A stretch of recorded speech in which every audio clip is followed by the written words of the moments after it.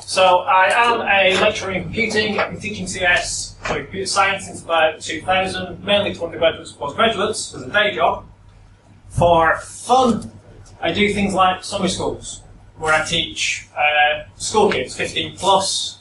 I've been teaching them things like how to do this. This is a robot tank simulation, where you go and bath each other and blow each other to smithereens. That's actually using an anti-gravity motion system to figure out where it should move, which is kind of cool to teach a 15-year-old. That stuff is spending random afternoons with 6-year-olds teaching them Scratch and teaching them how to make racing games, which is also immensely fun but really hard work.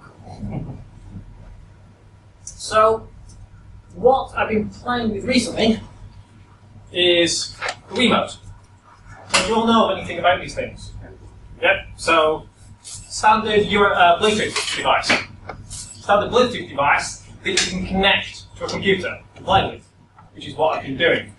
So these things have motion sensing for things like tilt, rotation. They also have other buttons. They have a number of LEDs for output, rumble, and then you can connect them up to the nunchuck and get some extra input with a stick. And they also have an infrared camera on the front. And that infrared camera can do 4-point motion tracking. So you can actually connect up an IR device, such as that, which is just a torch that I've replaced the LED from an actual white light source, an infrared source, which if I push the button, nothing happens, apart from hopefully on the camera, which you can see. So these things are 21 quid as a recommended retail price. Actually, no. That thing, without the nunchuck, is about 21 quid as a recommended retail price. About 10 quid if you go and look for it, look for a decent price. I found it as 6 quid on eBay. So, a little bit about Scratch, which is where the cat comes from, by the way. A visual programming language, which looks a bit like that, designed to be used by kids. Advantages for using with kids is it's really easy to learn, removes a lot of the programming errors that you can get, and it's really quick to write games. It also comes as the default programming language on the Raspberry Pi, so it's already there to play with. The useful thing it's got for actually getting data in and out of it is this remote sensor connection, which means you can broadcast messages and you can take in sensor information. So, sensor information, such as the Wii. So, on the website that I've had the QR code for, I actually wrote and left a Python module that will actually connect the WiiMote into Scratch. So there's a couple of ways you can do this. You can actually just map the actions on the WiiMote to key presses. That's pretty dull. It's really easy to set up. There's actually bits of software that will do it for you. But from a programmer's point of view, it's really not as much fun. All you get are key presses. With the module I've done, you get a direct connection. So what you get to see is actual sensing information from how the stickers move, sensing information from where the IR has moved to. So you can actually do more interesting things with that. So, the proxy system I've done takes a direct feed from this WiiMote and hunts it straight into Scratch. There is one problem in that the WiiMote is actually too fast for Scratch. It produces too much data. It's got a 100 Hz sample rate, which just overwhelms Scratch immediately. And this is overwhelmed not on a Raspberry Pi, this is on my laptop. It overwhelms Scratch. Reduce it down to 20 Hz as a sample rate. Works actually really well.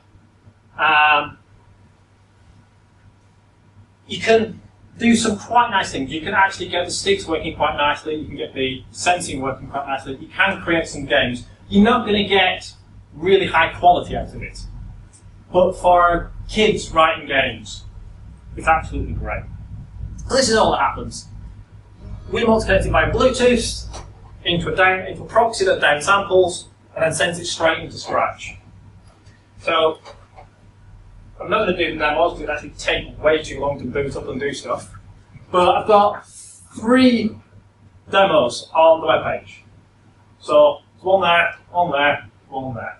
So this one is just you push various buttons and the cat does stuff. It actually says things, or if you move the stick on the nunchuck, the cat just moves around. This one is a simple bat and ball game. So what we've got is the IR camera sensing the position of the infrared LED. And as you move this up and down, the IR camera picks it up, and then the stick moves up and down, and the ball gets batted around. Yeah, nice simple game, nice easy game to do with kids. And this one is just a simple drawing system. So you wave the pen around, and it draws on screen for you. Dead simple stuff. Dead fun. So what you can actually use it for? So there's actually a lot of work being done on this before about making interactive whiteboards using WiiMote, which is where I got the inspiration to actually play with this stuff. It's actually a bit boring. There's interactive whiteboards all over schools. I bet kids are going to be that interested in it. But you can actually make any surface interactive. You can make laptop screens interactive and things by doing this. Slightly more interesting, but probably not massively. The real power for doing this with the infrared camera is object tracking. So you can now track any object in 2D or 3D space for about 10 quid on using the WiiMote. Now being tweeted.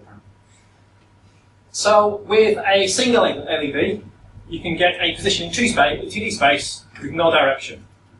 If you're doing things with 2 LEDs, 3 LEDs, depending on how you organise them, you can map in 2D space with orientation, and you can map in 3D space by looking at a distance measurement, which is quite fun. You can also do things like motion capture. You actually place either some LEDs on somebody, or do something that can reflect infrared light. You can actually capture a position of a person and do a really cheap version of motion capture, and record what's going on. Or you can let kids do new types of games. So get types of games that you can do with the Wii, which you can't do with Scratch at the moment. Or you can't do, well, you can in fact.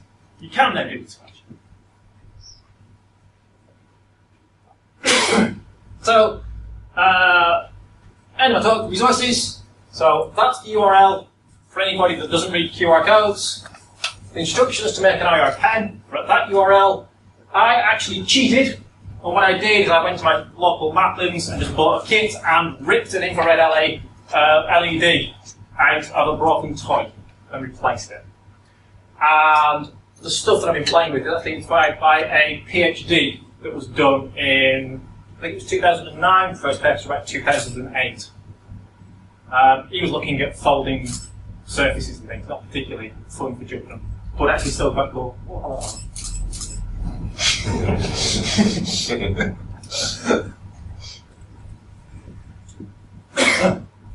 and that's it. Are we going to do questions now, later? That's it. Yeah. Fair enough. In the next jam spreading session. In the next jam spreading session, which starts in like 4 minutes or something. Ago, yes.